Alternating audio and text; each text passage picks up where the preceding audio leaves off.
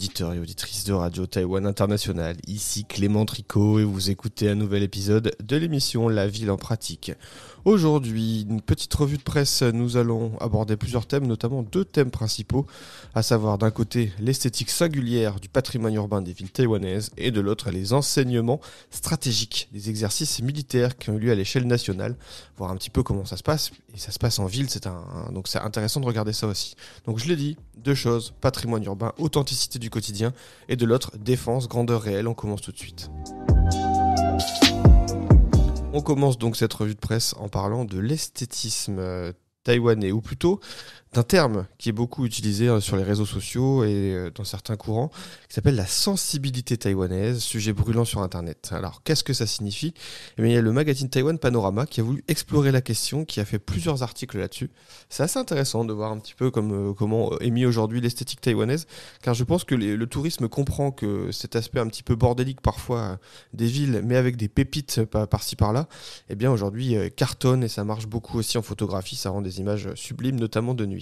Alors dans un des articles intitulé Esthétique taïwanaise, eh bien l'intro fait référence au mélange d'ancien et de nouveau à Taïwan, atmosphère décontractée et chaleureuse, et aussi on a concrètement des bâtiments anciens qui sont chargés de souvenirs, des structures en briques rouges, des croisillons décoratifs, des paysages urbains et des vitraux imprimés. Voilà un petit peu ce qui contribue à l'esthétique particulière et unique de Taïwan, et ce qui était peut-être pendant longtemps vu comme quelque chose de honteux et qui, au contraire, sous le regard des artistes, fait toute la force des paysages urbains taïwanais. Je trouve que c'est très beau, que ça soit mis en avant de plus en plus. Et ce sont beaucoup de touristes qui mettent ça en avant, qui font peut-être prendre conscience aux Taïwanais que toute cette esthétique urbaine a une vraie richesse et une vraie qualité. Et là où ça va encore plus loin, c'est que ces scènes de rues charmantes, nostalgiques, etc., eh bien l'article précise, ne vont pas mettre seulement un intérêt pour les touristes, mais viennent aussi attirer des célébrités coréennes qui viennent se prendre en photo, qui viennent prendre des photos à Taïwan. Il y a même des youtubeurs et des youtubeuses étrangères connues, comme la japonaise Mariko Okubo. Alors, on ne la connaît pas forcément dans le milieu francophone. C'est pas une immense star de YouTube non plus, il faut imaginer qu'elle a environ 100 000 followers je crois sur Instagram et 170 000 sur YouTube, mais voilà, il y a des youtubeurs qui viennent s'inspirer de Taïwan et qui viennent mettre en avant les richesses de ces paysages que les Taïwanais trouvent ordinaires, mais que les étrangers vont trouver incroyables. Et il y a aussi des youtubeurs et des youtubeuses vietnamiennes, etc., qui ont fait des choses sur Taïwan. Donc l'article met tout ça en avant. Et il y a plusieurs sous-articles, parce que ça c'est la grande partie sur l'esthétisme taïwanais. Et celui que je trouve peut-être le plus intéressant des divers articles qui sont présentés, c'est celui sur les vitres taïwanaises qui sont un style ancien, avec du verre à motifs notamment floraux. Et ça fait partie de la mémoire collective de générations de Taïwanais. On voit ça souvent dans les vieux bâtiments. Ça se fait de moins en moins avec les grandes constructions, on va dire presque industrielles. Les logements qui sont faits à la chaîne, ces grandes tours de logements ne mettent plus ce vitre-là, qui mettent plutôt du double vitrage ou des vitres faites en industrie. Mais il y avait des fenêtres magnifiques avec des motifs floraux, ce qui font partie de cette sensibilité taïwanaise. Et donc ça revient beaucoup avec ce hashtag qu'on voit sur les réseaux sociaux. Et donc il y a un article là-dessus qui vient décrire comment ces vitres viennent amener une atmosphère rétro, nostalgique, chaleureuse et quelque peu insouciante dans les paysages urbains taïwanais. Et c'est placé au même niveau que les briques rouges, parfois emblématiques de certaines époques à Taïwan, des cages de fenêtres avec des croisillons décoratifs, et aussi de ce mélange de contemporain et d'ancien. Eh bien, ces motifs-là viennent faire partie justement de ce qui est beaucoup photographié par des artistes ou des choses qui reviennent beaucoup sur Instagram. Ce qui est aussi intéressant, c'est que ça parle aussi beaucoup de comment les aménagements des logements sont faits et le rapport entre le privé et l'extérieur. Faut imaginer que c'est un verre imprimé, un verre qui est texturé et qui était largement utilisé dans les années 50 jusqu'à 80. Et donc c'est transparent, mais ça laisse entrer donc la lumière, mais on ne voit pas directement ce qui se passe à l'intérieur, avec toute cette notion de vouloir préserver l'intimité et tout ça. Et en plus d'avoir ce rôle comme ça d'accès à la lumière, mais de préservation de l'intimité, eh bien, il y a aussi un motif décoratif qui est essentiel, à la fois qui plaît à la fois à la personne qui est à l'intérieur, mais à la personne qui est aussi à l'extérieur et qui passerait dans la rue et qui verrait ces très belles fenêtres.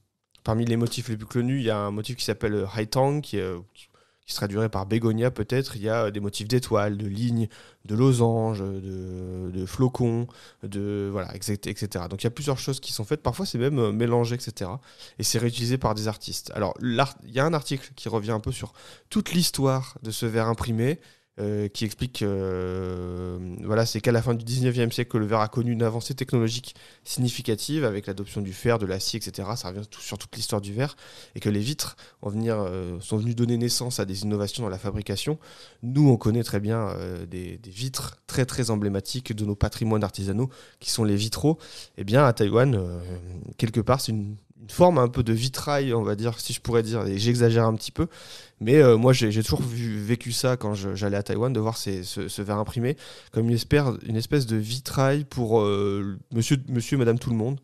Et là où c'est intéressant, et c'est pour ça que ça vient un peu des années 50, c'est que Taïwan a commencé à produire son propre verre plat comme ça, après la Seconde Guerre mondiale, et voilà, l'article revient un petit peu là-dessus, et que il y a plusieurs choses qui se sont développées à cette époque-là, et comme il y avait du verre produit localement, eh bien, il a trouvé sa place dans les divers secteurs de l'économie, l'automobile, la construction, l'ameublement, la décoration intérieure, etc. Et donc, il y a voilà, ces motifs-là qui se sont imposés aussi dans la construction du bâtiment. Et quelque chose peut-être d'aussi insignifiant soit-il, eh bien aujourd'hui, est une des composantes patrimoniales très très importantes et à mon sens très intéressantes qu'on peut trouver à Taïwan. Ça vaut le coup d'œil, donc si vous allez vous promener à Taïwan, je vous invite à essayer justement dans ces vieilles maisons, à essayer de les retrouver. Voilà, donc on a beaucoup parlé, je pense, suffisamment de cette notion d'esthétisme taïwanais. Il y a un autre article aussi qui revient notamment sur la place des influenceurs et des stars coréennes qui viennent à Taïwan parce qu'ils aiment les paysages et cette esthétique urbaine taïwanaise. Et ça, je vous laisse aller voir directement sur le lien qui est sur la page de l'émission. Je voudrais qu'on passe à un événement qui a lieu tous les ans, que vous connaissez peut-être si vous écoutez souvent RTI, qui sont ces grands exercices militaires qui ont lieu tous les ans à Taïwan, qui impliquent la société civile et qui ont notamment vocation à former, sensibiliser en cas d'attaque aérienne d'un pays extérieur et qui viendrait éventuellement tenter d'envahir Taïwan. On pense forcément à la Chine quand on est à Taïwan, mais ça forme en cas de situation de crise de manière générale. Avant tout ça, il y a une petite anecdote qui est amusante. Je vais vous mettre il y a la vidéo qui est sur la page de l'émission. Il y a un Français qui s'appelle Michel Degnaud, qui est un Français assez connu sur les réseaux sociaux et qui habite, lui, dans la ville de Kaohsiung, le port au sud de Taïwan, et qui, justement, en marge de ces exercices, a consulté la carte et la liste des abris anti-aériens qui sont disponibles sur une application gouvernementale taïwanaise. Et il s'est rendu compte qu'il y avait de nombreuses erreurs, des incohérences ou des choses qui étaient fausses. Et il a contacté le conseil municipal de la super municipalité de Kaohsiung. Et tout ça, ça a été pris en compte. C'est même une information qui a été reprise par une chaîne d'information qui s'appelle Formosa Télé. Il y a même eu un sujet qui a été fait sur ce Français installé à Taïwan qui contribue peut-être à améliorer la précision d'applications gouvernementales comme ça. Donc je trouve tout ça toujours très intéressant quand la société civile, même des étrangers, peuvent venir conforter ou améliorer des techniques, des applications ou des politiques publiques qui sont mises en place. C'est toujours très amusant. Mais je voudrais alors qu'on revienne surtout sur un article du magazine Commonwealth qui s'appelle « Une nouvelle réalité émerge du plus grand exercice de défense de Taïwan ». Effectivement, le 17 juillet dernier, Taïwan a organisé ces grands exercices Hankwang. Là, c'était les 41e. Et là, il se trouvait que c'était le plus grand exercice de défense combiné militaire et civil jamais organisé à Taïwan.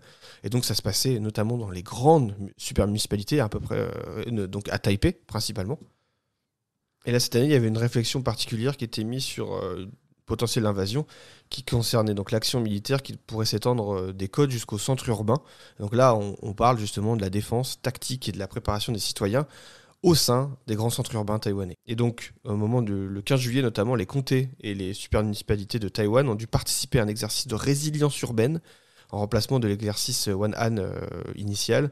Et donc il y a eu l'arrêt des véhicules par les conducteurs au son des sirènes, de nouveaux exercices qui portent sur la distribution de fournitures pour les civils, l'organisation des postes de premier secours, la mise à l'abri, les évacuations qui ont été intégrées à tout ce grand programme général. C'est quand même intéressant de voir que les villes aujourd'hui, et donc les citoyens qui y habitent, sont censés se former et s'habituer comme ça à des potentielles attaques extérieures et à savoir s'organiser en cas de besoin de défense. C'est quand même quelque chose de très parlant dans une organisation urbaine, et ça, quoi qu'il arrive, quoi qu'on en pense, eh bien, vient conditionner la manière dont sont faites les villes taïwanaises. Alors je vous passe le détail de ces exercices sur RTI, on en a beaucoup parlé, mais ce qui est intéressant pour moi, c'est ce qui se passe dans les centres-villes. Prenons un exemple qui est cité dans l'article. Mardi matin, des tirs résonnent dans les rues de Taipei. Le pont qui relie Banqiao à Wanhua, deux arrondissements de Taipei, sont le centre de l'exercice de défense. Cet ouvrage d'art, donc le pont, situé à seulement 10 minutes de route du palais présidentiel, est placé sous contrôle. Des bus servent de barricade, tandis que des blindés, des CM32 Léopard des Neiges, assurent des tirs de suppression. On est clairement dans un exercice de guérilla urbaine autour d'une infrastructure en plein centre-ville. Et donc, d'habitude, les exercices se déroulent plutôt à proximité des ponts. Là, c'était sur le pont, avec un scénario où des envahisseurs viendraient et débarqueraient et arriveraient avec succès, partiraient des côtes de Taïwan et arriveraient en plein centre urbain. Donc tous les scénarios sont envisagés. Et donc il y a cette participation civile qui doit renforcer sa résilience. Les supermarchés doivent devenir des refuges. Et un autre point intéressant de l'exercice cité dans l'article, c'est que la participation active, pour la première fois, du secteur privé. Il y avait des employés de chaînes de supermarchés, PaySmart notamment, qui ont participé aux exercices de défense aérienne. Ils ont dirigé les clients vers des entrepôts souterrains qui ont été transformés en abris anti-aériens et ont procédé à des démonstrations de réanimation cardio-pulmonaire en direct.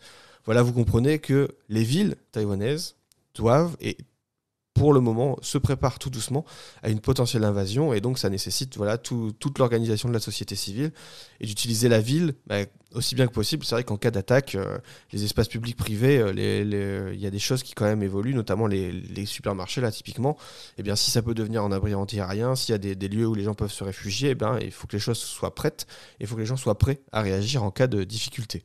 Si vous voulez aller plus loin sur ces exercices, bien sûr RTI, on en a parlé.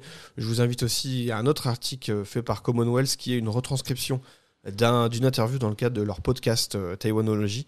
Et les interviews, notamment, c'est animé par Kwang Yin Liu, qui est du coup la journaliste de Commonwealth. Et elle a invité Sylva Che, qui est la correspondante de défense du magazine. Donc voilà, donc il y a une interview en profondeur sur cette question de la défense si vous voulez aller un petit peu plus loin là-dessus. Nous arrivons de notre côté au terme de l'émission de cette revue de presse. J'espère que vous avez aimé un peu ces deux grands thèmes comme ça, un petit peu creusés plutôt que plein d'informations différentes. Je testais un petit peu un format de l'été, on va dire. Moi, je vous donne rendez-vous bientôt pour d'autres émissions. Rendez-vous sur la page, du coup, pour retrouver les articles, etc. Moi, je vous dis à bientôt. Portez-vous bien.